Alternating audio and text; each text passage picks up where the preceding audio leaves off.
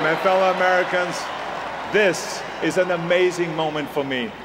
To think that a once scrawny boy from Austria could grow up to become governor of the state of California, that is an immigrant's dream. In school, when the teacher would talk about America, I would daydream about coming here. I would daydream about living here. As long as I live, I will never forget the date when I raised my right hand and I took the oath of citizenship. You know how proud I was? I was so proud that I walked around with the American flag around my shoulder all day long. Everything about America seemed so big to me, so open, so possible. I finally arrived here in 1968. What a special day it was. I remember I arrived here with empty pockets, but full of dreams, full of determination, full of desire. To my fellow immigrants listening tonight, I want you to know how welcome you are.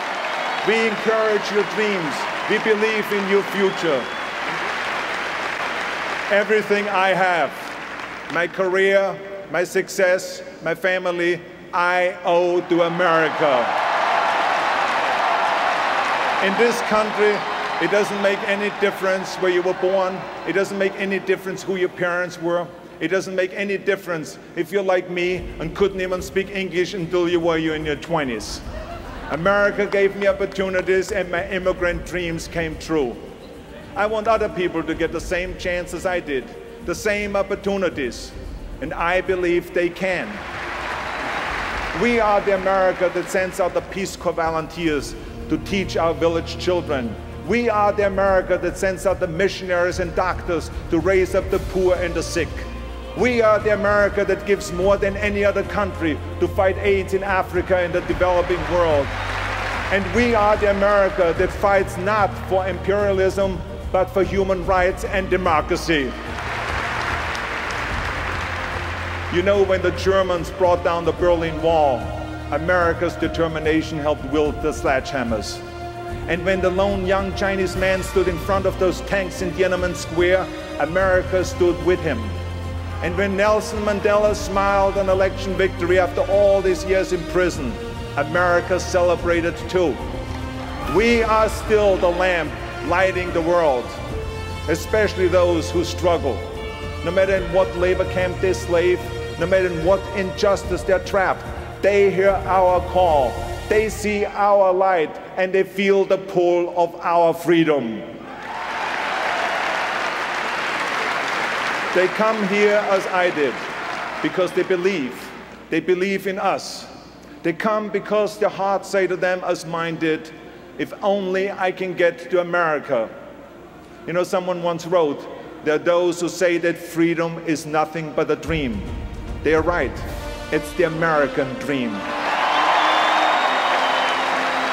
No matter the nationality, no matter the religion, no matter the ethnic background, America brings out the best in people. I see the best in Americans every day. Our police, our firefighters, our nurses, doctors and teachers, our parents.